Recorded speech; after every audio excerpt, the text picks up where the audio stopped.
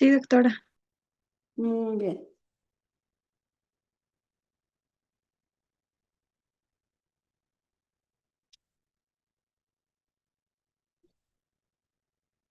Entonces, vamos a empezar la clase. Hoy vamos a hablar de otro tejido, del tejido nervioso, muy importante. Vamos a hablar desde la introducción, sus generalidades, clasificaciones, sus componentes y así. Entonces, vamos a hablar de lo que es la introducción en sí, específicamente de este tejido neuronal.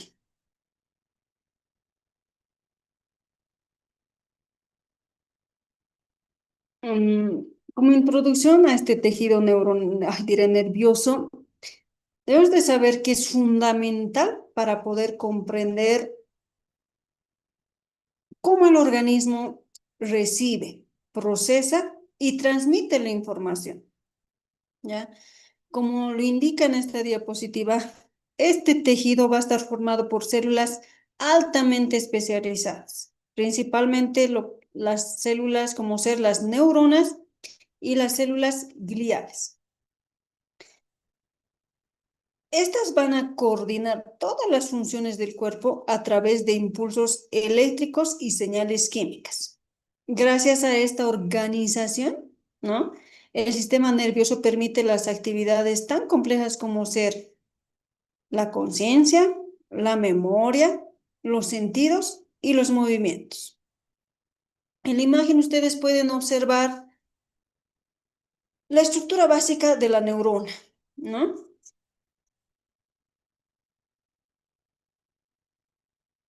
¿Cómo, o sea, cómo la neurona en sí, con su cuerpo, como pueden ver ahí, eh, con su cuerpo celular o también denominada soma, el axón y las dendritas, ¿no? Y al ladito ven una presentación histológica del tejido nervioso, donde se aprecia múltiples cuerpos neuronales, ¿no? Y prolongaciones dendríticas. Y una vista general al lado, que es el sistema nervioso, que incluye al encéfalo y la médula espinal. Y de esta manera se extiende hacia lo que serán los nervios periféricos, ¿no? En conjunto, esta diapositiva busca que ustedes como estudiantes puedan comprender que el tejido nervioso es el sustrato biológico de todas las funciones mentales y motoras, ¿no? Siendo el encargado de integrar al organismo como un todo, pero coordinado, de manera coordinada. Ahora vamos a hablar de la función general del tejido nervioso. ¿Qué consiste? Consiste en controlar y regular todas las actividades del cuerpo humano. Este tejido va a permitir desde que las funciones vitales básicas como la respiración y el ritmo cardíaco, ¿ya? Hasta aquellas más complejas, como por ejemplo las emociones, el pensamiento y la memoria. Eso ya es más complejo, ¿no?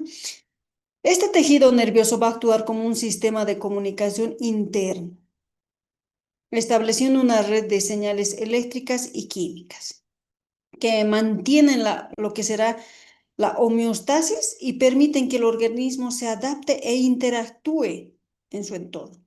Entonces, la imagen muestra de forma esquemática cómo funciona esta comunicación, cómo la neurona sensitiva capta la información del medio, por ejemplo, el estímulo en la piel, cómo se transmite hacia el encéfalo, dónde se procesa y luego cómo la neurona motora, como pueden ver, envía la respuesta hacia el efector. Y el efector va a ser considerada el músculo o la glándula, ya el que ejecuta la acción, ¿no?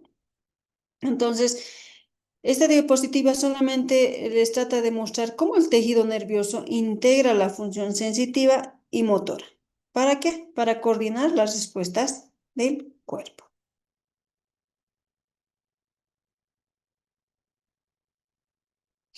Ahora vamos a hablar de los componentes celulares de este tejido nervioso.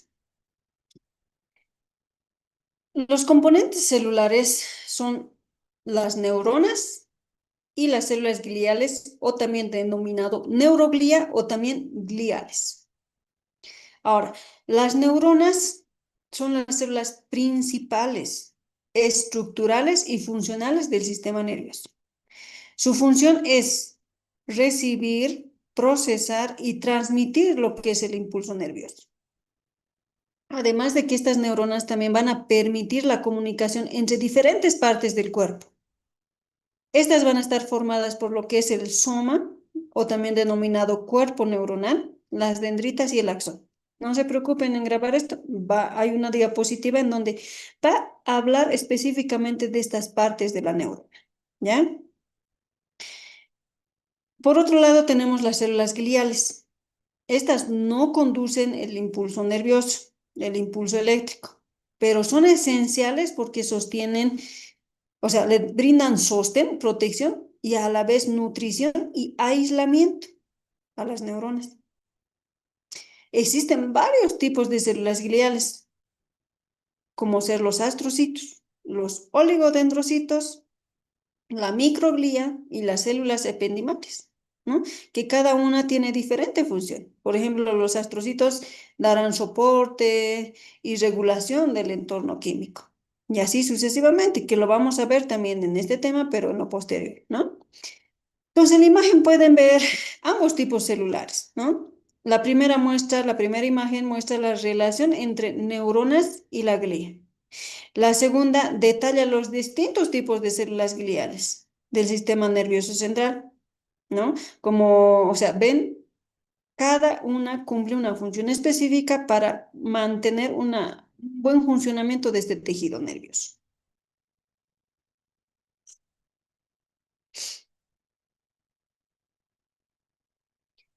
Ahora, también deben de conocer la organización de este sistema nervioso central.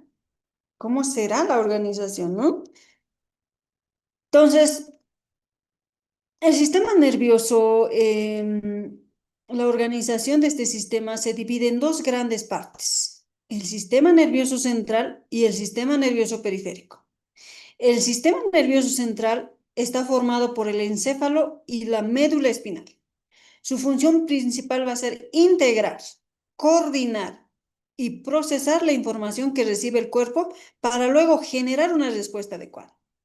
A diferencia, el sistema nervioso periférico, en cambio, va a comprender los nervios y ganglios que conectan entre el sistema nervioso central, con los órganos, músculos y tejidos.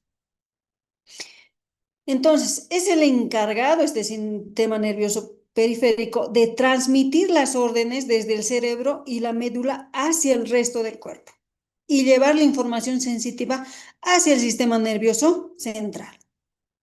Entonces, dentro de este sistema nervioso periférico se distinguen dos subunidades funcionales importantes.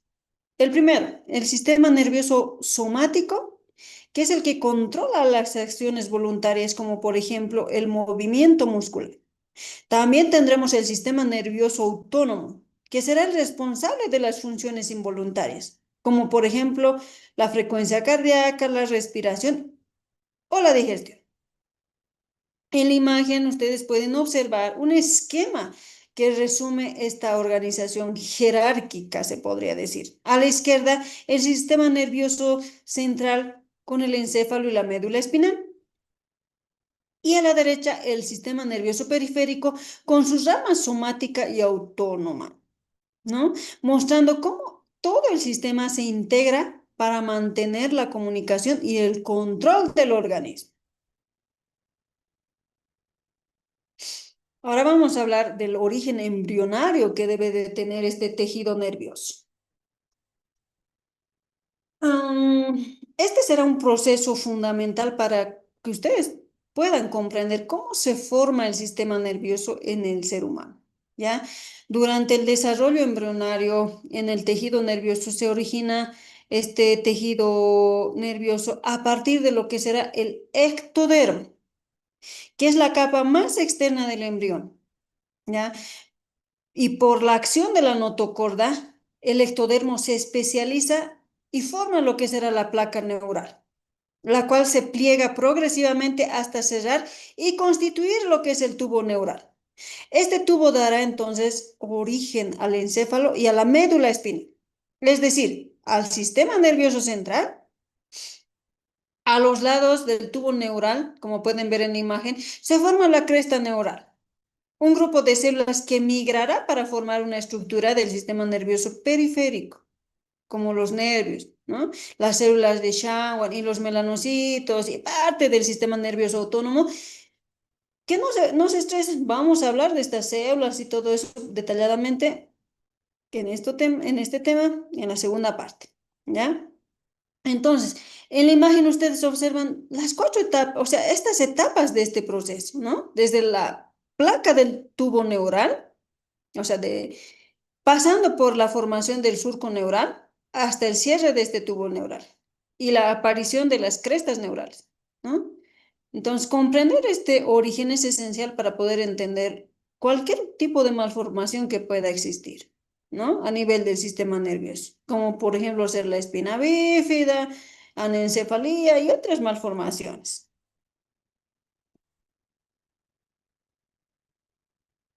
Ahora hablaremos de las neuronas, netamente de las neuronas. Vamos a ver las características de las neuronas. Estas vamos a ver las características generales, ¿no?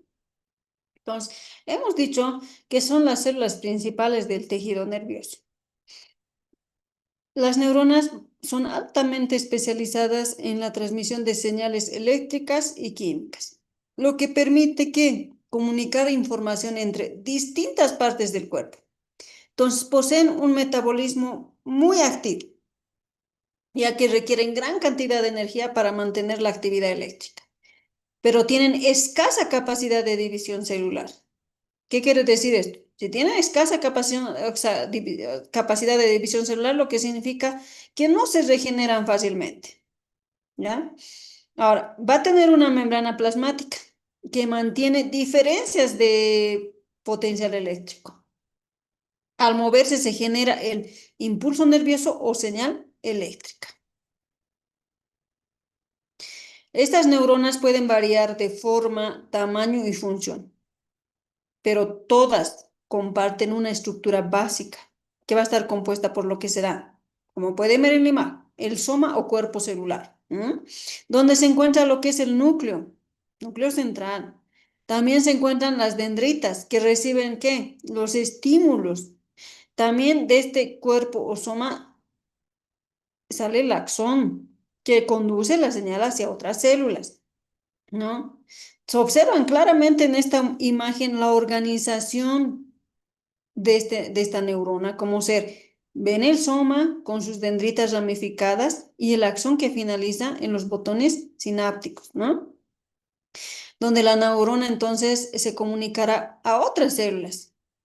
Entonces, esta estructura refleja perfectamente su función de integración y conducción del impulso nervioso a nivel neuronal. Ahora vamos a hablar de la estructura básica de la neurona.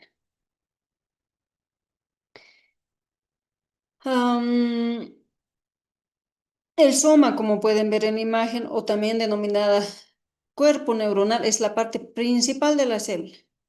¿Qué contiene? Contiene el núcleo y la mayoría de los organelos, por lo que actúa como el centro metabólico, encargado de mantener viva y activa a lo que será la neurona. Las dendritas son prolongaciones, pues como pueden ver ahí, imagínense también como unas raícitas que son cortas y muy ramificadas, ¿no?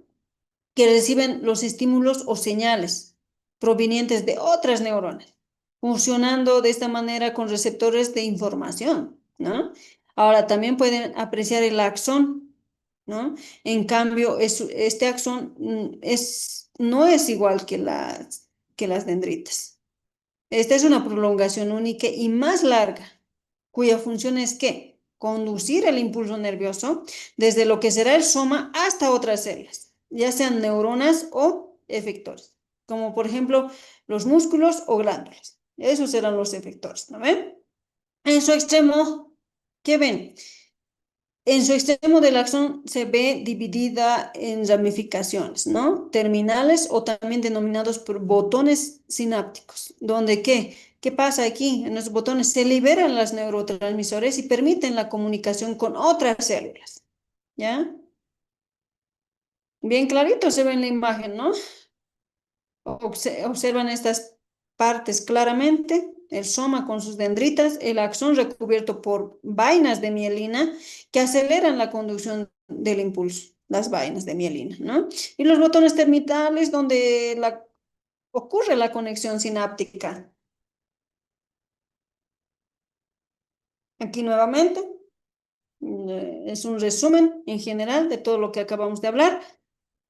Se presenta en sí la morfología de una neurona, ¿no?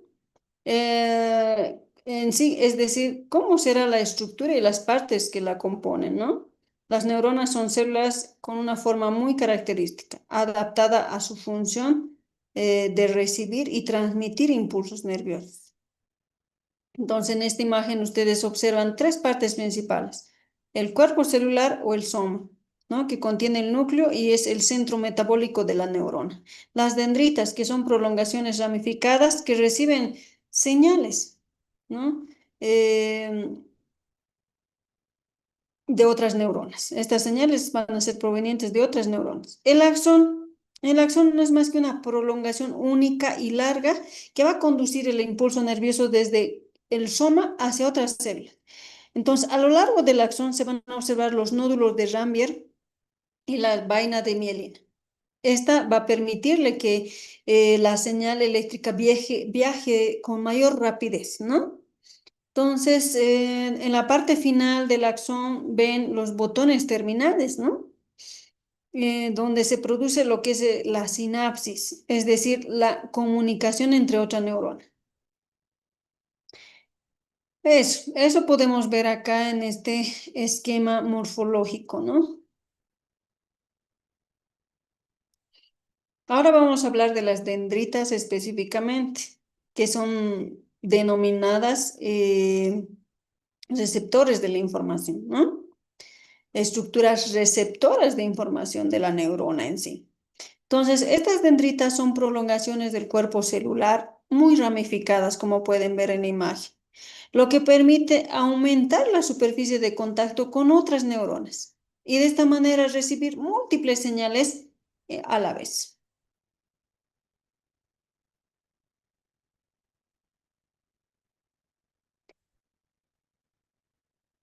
Ay, no, ahora sí.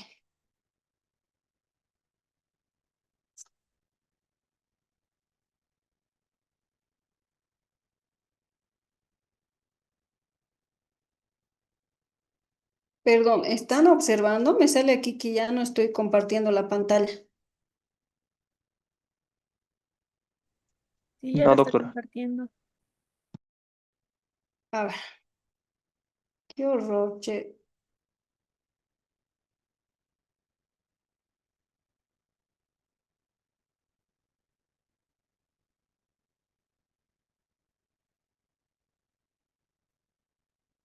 Ahora sí, ¿no? Sí. Ya,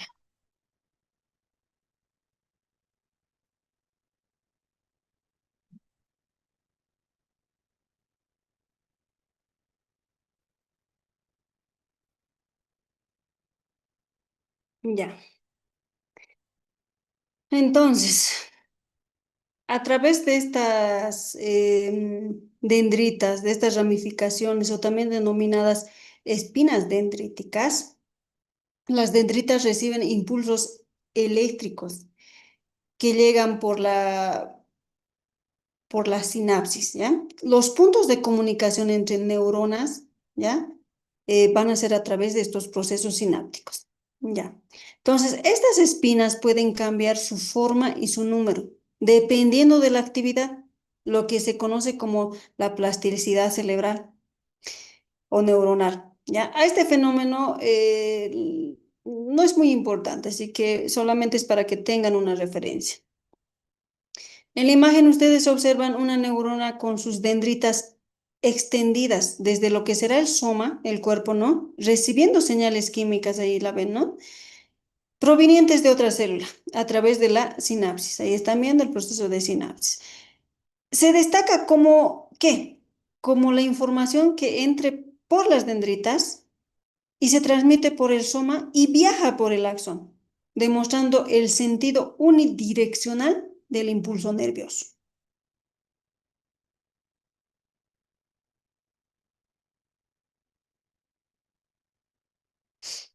Ahora, vamos a hablar de lo que es el cuerpo neuronal. Como ven en la imagen, ya hemos hablado de las dendritas, que son, ¿no ven? Ahora vamos a hablar específicamente de lo que será el soma, el cuerpo neuronal.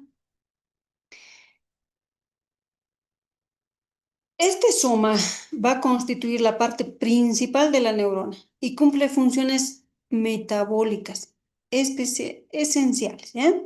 Este soma va a contener un núcleo grande, como pueden ver, y esférico, con un núcleo muy visible, lo que indica una alta actividad de síntesis de ARN, necesaria para la producción de proteínas. Entonces, en su citoplasma se va a observar sustancia de Nils, que corresponde al retículo endoplasmático rugoso y ribosomas. Estos van a estar encargados de fabricar las proteínas y neuronas necesarias para poder mantener su estructura para la transmisión del impulso nervioso.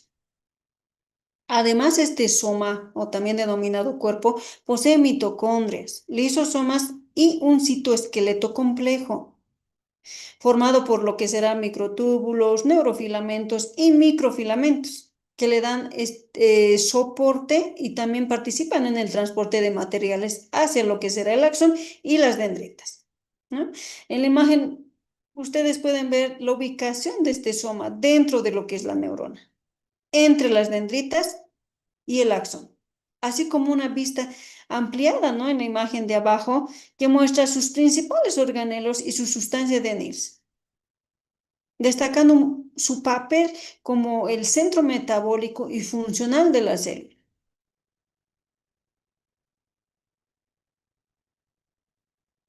Ahora vamos a ver la clasificación morfológica de las neuronas. Esta clasificación se va a basar en el número de prolongaciones que salen de lo que es el soma o el cuerpo celular, ¿ya? Las neuronas unipolares tienen una sola prolongación que va a actuar como dendrita y axón al mismo tiempo, como pueden ver en la imagen, ¿no? Tiene solo una prolongación. Entonces, por ende, tiene que actuar, ¿no? Como dendrita y axón al mismo tiempo. Son comunes en los seres intervertebrados.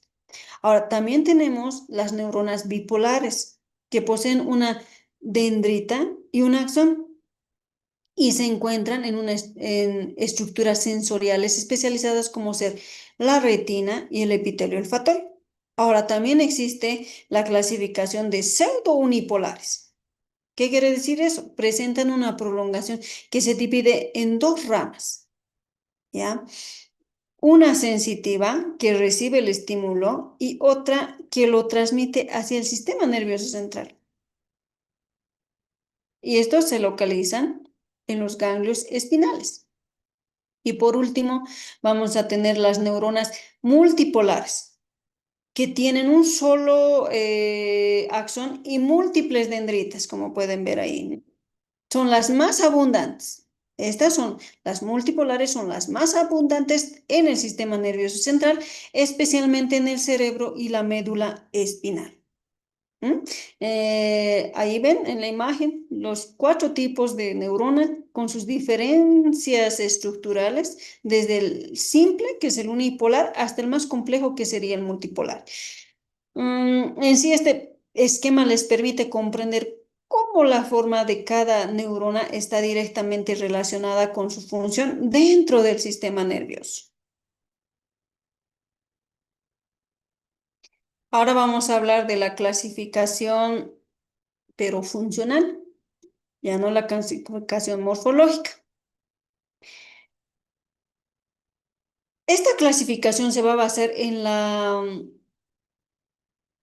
dirección en que se conduce el impulso nervioso, ¿ya? Estas neuronas sensoriales van a subdividirse también, ¿no? Según esta clasificación, en neuronas sensoriales aferentes y neuronas motoras eferentes, así como las interneuronas. Ahora, hablando solamente de las neuronas sensoriales aferentes, estas van a llevar la información desde los receptores sensoriales. ¿Cuáles serían los receptores sensoriales? La piel, pues, la piel, los ojos y los oídos son los receptores sensoriales que llevan esta información hasta el sistema nervioso central. Y esto permite que el cerebro perciba el estímulo del entorno, ¿no? De lo que le rodea al ser humano. Entonces, al hablar de la otra clasificación que serían las neuronas motoras eferentes, estas transmiten los impulsos nerviosos desde lo que será el sistema nervioso central hacia los músculos de las glándulas, hacia los músculos, glándulas y otros, ¿no? ¿Y esto qué va a pasar? Produce una respuesta como, por ejemplo, el movimiento o la secreción, ¿no? Y por último, también tenemos las interneuronas, que estas conectan entre sí con otras, ¿no? Neuronas del sistema nervioso. Su función que es integrar, procesar, coordinar la información que llega antes de generar una respuesta adecuada.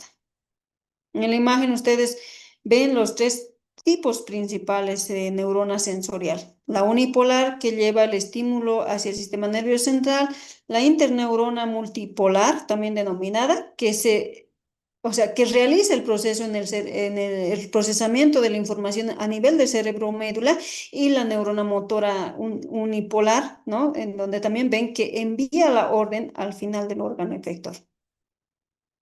Este es como, o sea, esta refleja el recorrido completo del impulso nervioso, como ser la recepción, integración y una respuesta que va a dar.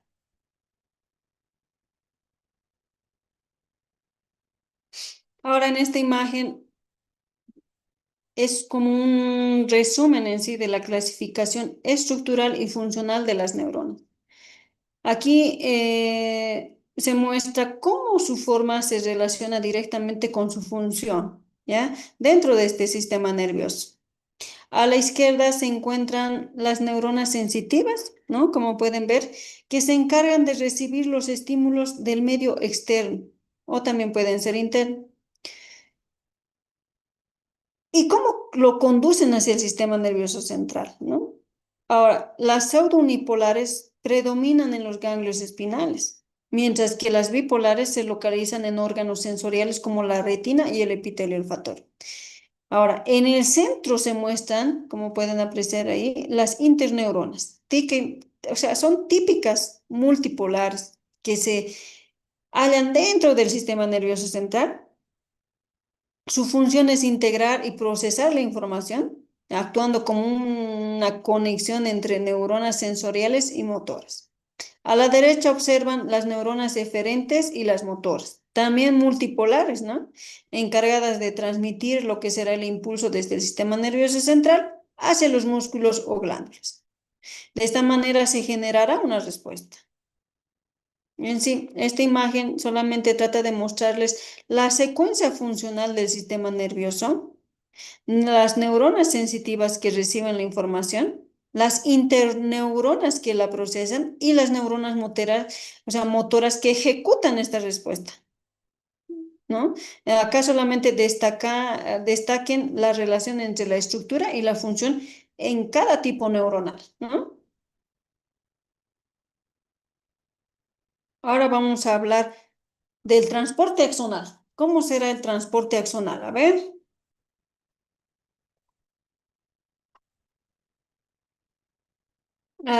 En esta diapositiva se les trata de explicar específicamente este transporte, que es un proceso esencial para el funcionamiento y supervivencia de la neurona.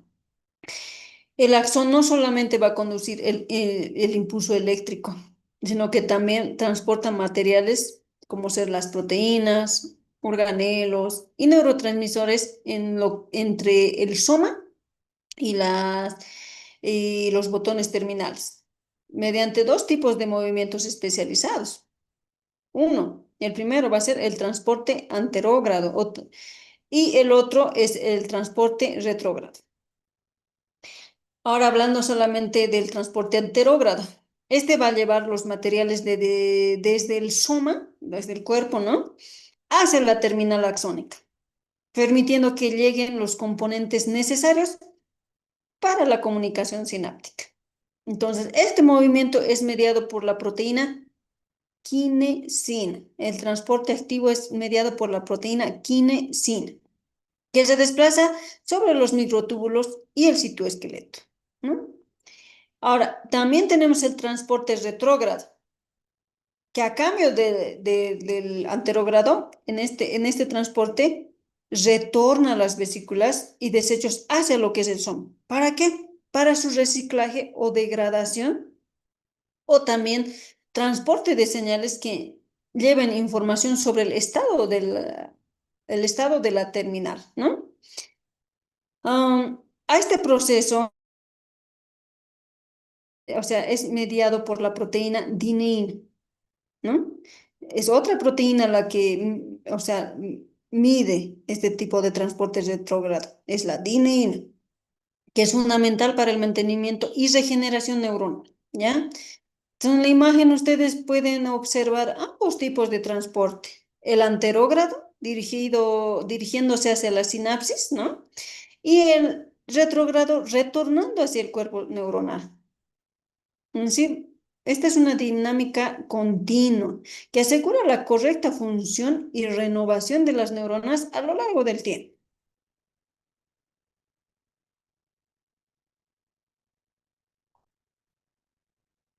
Ahora vamos a hablar de la sinapsis. Mm, la sinapsis es el punto, pues, de comunicación entre neuronas o entre una neurona y una célula efectora. La célula efectora ya les he dicho que es la fibra muscular o una glándula, ¿no? Entonces, existen dos tipos principales de sinapsis. Las eléctricas, donde las células se comunican directamente a través de uniones de tipo gap, que permiten que el paso de iones y las químicas eh, pueda ocurrir, ¿no? Ahora, el otro tipo de sinapsis está la sinapsis química, donde la transmisión del impulso se realiza mediante neurotransmisores liberados en el espacio sináptico. Entonces, la sinapsis química van a ser la más común en el sistema nervioso. Y esta permite una modulación más precisa y compleja de lo que serán las señales, lo que va a facilitar funciones como el aprendizaje y la memoria. En la imagen ustedes pueden ver cómo el impulso llega al botón presináptico, ¿no? Liberando neurotransmisores que cruzan el espacio sináptico y se unen a receptores en la membrana postsináptica, generando una nueva señal de esta manera. En la imagen inferior que ven, solamente ven varias neuronas interconectadas, ¿no? Evidenciando cómo las sinapsis forman una red que va a permitir la integración y coordinación de la actividad nerviosa en todo el sistema.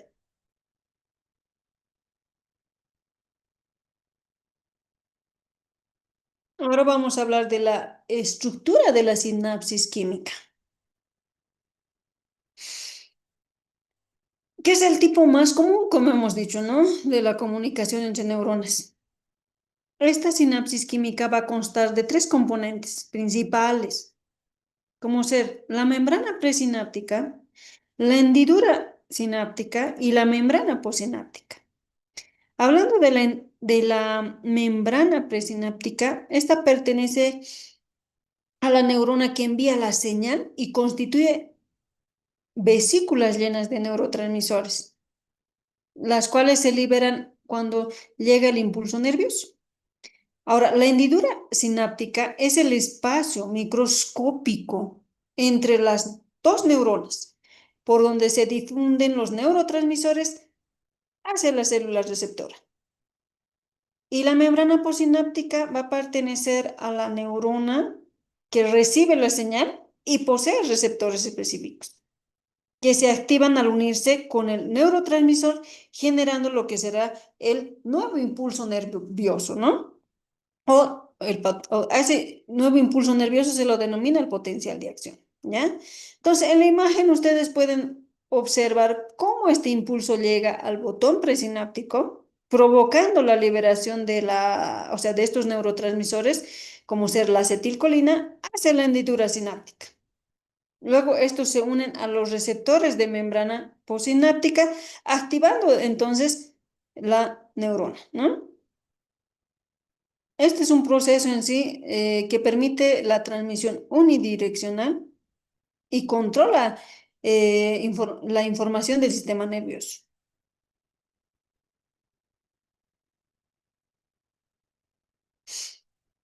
Ahora vamos a hablar de los neurotransmisores. En esta diapositiva van a ver los neurotransmisores que no son más que moléculas químicas encargadas de transmitir lo que será la señal entre neuronas a través de sinapsis. Estos neurotransmisores serán esenciales para la comunicación del sistema nervioso y el control de todas las funciones corporales. Se van a dividir principalmente en dos grupos, ¿ya? Los excitadores y los inhibidores.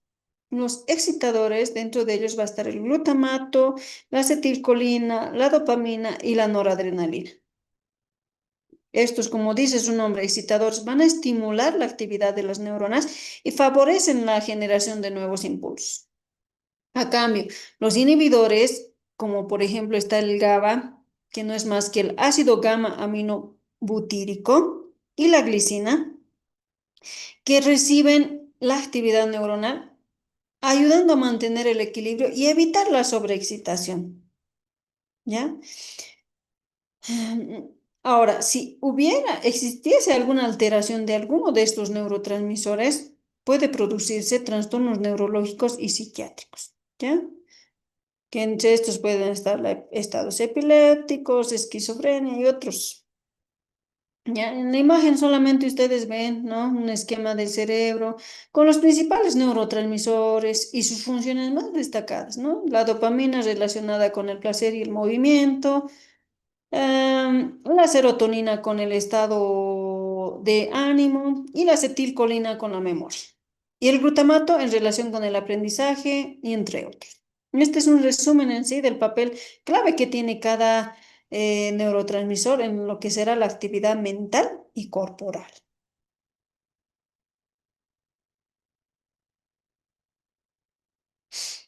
Ya. Ahora vamos a hablar de lo que será el potencial de acción. El potencial de acción no es más que un proceso bioeléctrico fundamental que permite la transmisión del impulso nervioso a lo largo de lo que será la neurona, ¿no? En condiciones normales, la membrana neuronal mantiene una diferencia de cargas entre el interior y el exterior, conocida como el potencial de reposo. Ahora, cuando el estímulo alcanza una cierta intensidad o umbral, se abren los canales de sodio y los iones entran en la célula, haciendo que la membrana se vuelva positiva. A este cambio se la denomina despolarización. Ahora, cuando se recupera el equilibrio y los canales de potasio se abren y los iones salen de la célula, provocando una repolarización. Y esto hace que se devuelve, o sea, devuelva el potencial a su estado inicial. Entonces, este proceso ocurre en milisegundos y se propaga de manera ordenada a lo largo del axón, ¿ya? Generando lo que será el impulso nervioso. Entonces, esto ustedes ven en la imagen, ¿no? Las etapas del potencial de acción. Primero ven la entrada de sodio que cambia la polaridad y luego ven la salida de potasio que restablece el equilibrio, ¿no? Este mecanismo garantiza entonces la señal nerviosa, el viaje de esta señal, que es de forma rápida, coordinada, unidireccional a través del sistema nervioso. Entonces, hasta aquí, niños, vamos a ver lo que es el tejido neuronal, la primera parte. La segunda parte la vamos a ver a la otra semana. No, no es a la otra semana. Este jueves y ya. Entonces, me despido, niños. Estudien. Este fin de semana no se olviden que es su examen, entonces estudien, estudien, estudien. ¿Ya? Que tengan buen día. Hasta luego, doctora. Hasta luego, doctora. Hasta luego.